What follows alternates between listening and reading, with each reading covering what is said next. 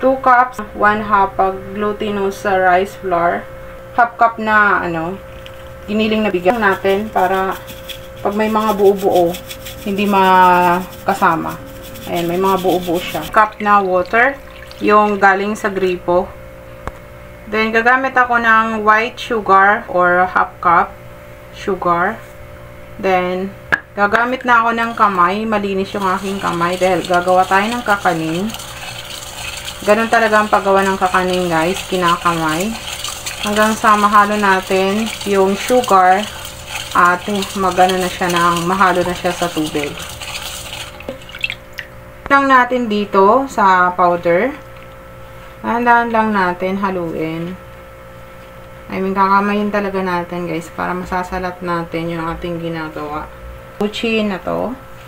Pag gumamit ka tayo ng, depende sa gagamitin natin flour, giniling na bigas, kakain siya ng another tubig.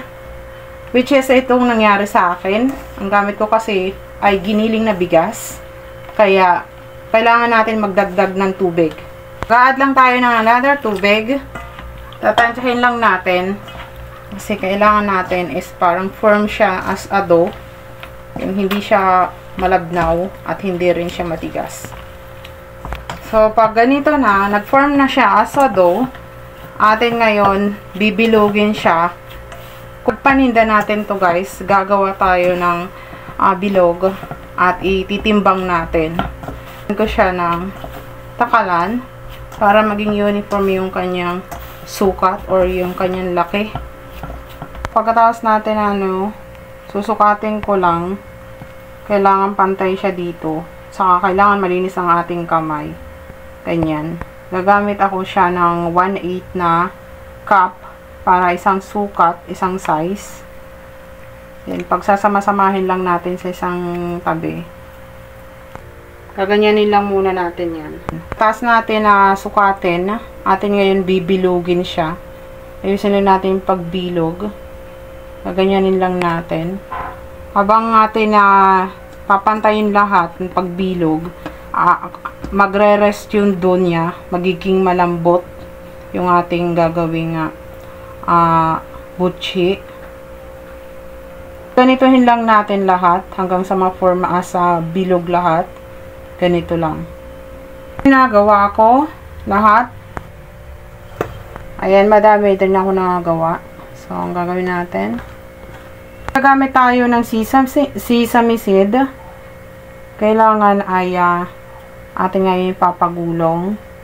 Then, atin ngayon ipo-form din siya as bilog para dumikit yung sesame seed. Yung sesame seeds dito sa ating ginawang bilog na buchi, ang gagawin lang natin as ipo-form lang siya, ididiin lang natin para pag prinito natin, hindi siya matatanggal. Ayan. So, gagawin lang natin to, ipo-form lang natin ang pabilog na ganito. Ulitin lang natin, tapos dampi lang natin, idiin natin ng bahagya. Ayan. Pero pabilog pa rin siya. Kaya taman lang yung apoy niya para hindi siya masunog. Ito yung nagawa kong buchi. Ayan, ganyan lang natin yan. Para hindi siya masunog at the same time yung loob niya ay maluto. Ayan lang natin na ganyan. Then guys, yung apoy, yung pabalik ta rin natin. Kahit wala pang 5 minutes, as long na nakikita na natin na parang golden brown na, baliktarin na natin siya. Ayan, luhit lang yung gawa ko, hindi siya malakas, hindi siya mahina. Para yung loob ng ginagawa nating buchi ay maluto, hindi siya maging hilaw. Set aside lang natin to. Set aside lang natin to, guys, kasi okay na yung niya kulay. Ayan, lagyan natin ng tissue paper para i-absorb niya. Ito na yung ating buchi. Ayan, may nag-request nito. Shoutout sa'yo, ma'am. Thank you. Pwede kayo mag-PM sa akin, guys, yung mga request nyo para makita ko. At sorry, minsan is hindi ko agad nare-replyan kayo. Hello guys, kain tayo buchi. Sa nag-request nito, thank you sa'yo ma'am. Thank you. Sorry kasi nalate ako ng scene sa chat box. Sorry po. Thank you. Ito na po ma'am. Thank you sa nag-request nito. Tikman natin. Buchi.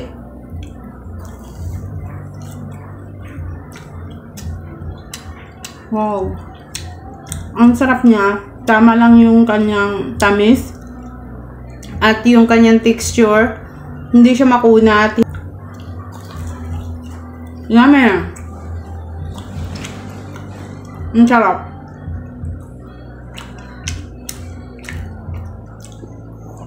Bagay siya pang merienda. Ayan tayo. Masarap.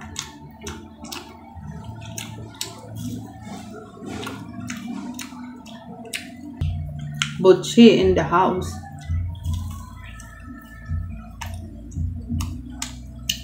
Marami na akong nagawang buchi pero buchi malagkit. First time kong ginawa. Thank you sa nag-request ma'am. Thank you. Please subscribe to my YouTube channel and follow my Facebook page. If you buy something, please click the yellow basket in my TikTok shop. Bye guys. Thank you.